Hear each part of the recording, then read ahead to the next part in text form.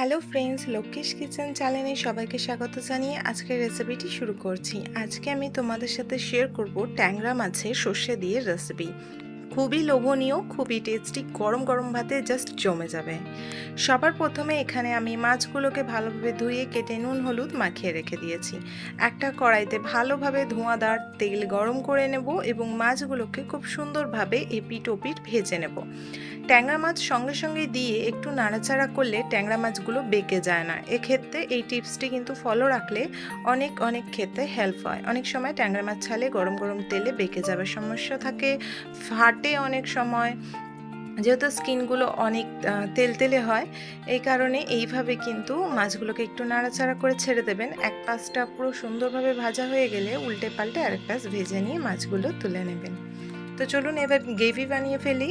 ফটাফট করে দিয়ে দেব যতটা পরিমাণে আমাদের সর্ষের তেল লাগবে ঠিক ততটা পরিমাণে তেল দেব এবং তারপরে দেব 1 চামচ 5 ফোড়ন এবং তারপরে দেব দুটো পেঁয়াজ বড় সাইজের কুচিয়ে। তারপরে পেঁয়াজগুলোকে আমরা যতক্ষণ হালকা ব্রাউন না হচ্ছে সুন্দরভাবে এটাকে ব্রাউন করব। পেঁয়াজ ভাজার সময় নুন মশলা কিছুই দেব না। অনেক ক্ষেত্রে আমি নুন দিয়ে থাকি অনেক রেসিপিতে, এক্ষেত্রে পেঁয়াজ তাড়াতাড়ি ভাজা হয়ে যায়, কিন্তু এই রেসিপিটায় নুনটা আগে দিচ্ছি না। পেঁয়াজটা সুন্দরভাবে ভাজা হয়ে গিয়েছে। এবার এখানে আমি দিচ্ছি আদা রসুনের পেস্ট দিচ্ছি। এই মশলাটা আমি বেশি করে এই কারণে দিচ্ছি কারণ মাছের কোয়ান্টিটিটা অনেকটাই বেশি, তাই এখানে আমি দিচ্ছি ওই 6 চামচ মতো আদা রসুনের পেস্ট। আপনার যতটা মাছ সেই অনুযায়ী কিন্তু আপনারা দেবেন। তো এখানে এবার আমি দিচ্ছি 1 চামচ রেড চিলি পাউডার, যেটি কাশ্মীরের রেড চিলি পাউডার, সম্পূর্ণ কালারের জন্য সুন্দর একটা কালার আসে, এতে কোনো ঝাল হয় না। আর এতে আমরা কাঁচা লঙ্কার ঝাল খাবো তাই কাঁচা লঙ্কা ব্যবহার করব। তারপরে দেব 1 চামচ গুঁড়া হলুদ এবং টমেটো একটা, এবং এখানে দিলাম লঙ্কা, কাঁচা লঙ্কা চিড়ে দিয়েছি। এবার একটু জল দেব যাতে মশলাটা না পুড়ে যায় এবং খুব সুন্দরভাবে এটাকে কষাবো। যতক্ষণ এই জলটা শুকিয়ে মশলা থেকে একটা তেল বেরিয়ে না আসে ততক্ষণ আমরা মশলাটাকে সুন্দরভাবে ভাজবো।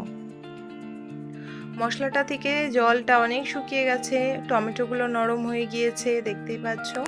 এই সময় আমি এবার আস্তে আস্তে পাউডার মশলাগুলো দেব।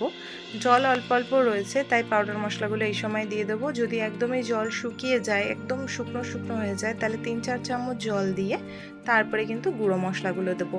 নয়তো এক্ষেত্রে কি হবে, মশলাগুলো পুড়ে যাবে এবং একটা তেতো স্বাদ আসে।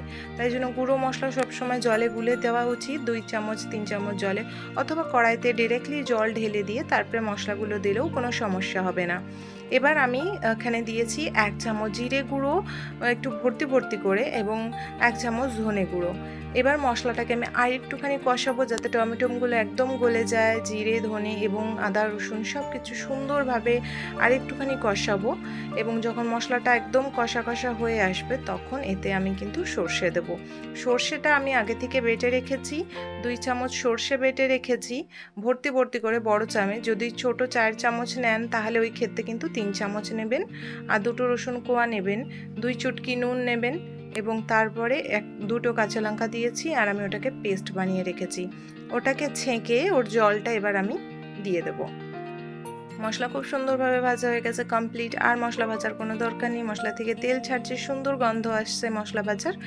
এবার আমরা এতে দিয়ে দেব এই যে আগে থেকে বেটে রেখেছি সর্ষে, সেটি খুবই সুন্দর লাগে। আর যদি ট্যাংরা মাছগুলো একদম জ্যান্ত জ্যান্ত হয় তাহলে তো মুখ থেকে ছাড়া একদমই যাবে না এই মাছের ঝালের রেসিপিটি। আর ভালোভাবে দিয়ে দেবো, একটু বেশি করে দেব। আর তারপরে এইভাবে আমি ছেঁকে দিই, এক্ষেত্রে গ্যাস অম্বল হয় না, কেন কালো শস্য না অনেক গ্যাস অম্বল অ্যাসিডিটি হয়। আর এবার আমি ভাজা মাছগুলোকে ঢেলে দেবো। দেখতেই পাচ্ছেন মাছের কোয়ান্টিটিটা বেশি বলে আমি জলটা একটু বেশি দিয়েছি। এবার দেখতে পাচ্ছেন যে একদম ঠিকঠাক। এবার একটুখানি ফুটিয়ে ব্যাস গাবা গাবা হয়ে গেছে। এবার এই সুন্দর মাছের ঝালের রেসিপিটা আমার রেডি হয়ে গেল।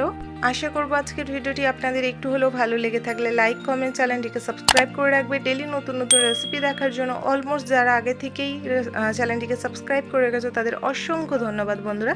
Thank you so much. দেখা হচ্ছে পরের ভিডিওতে। Bye by.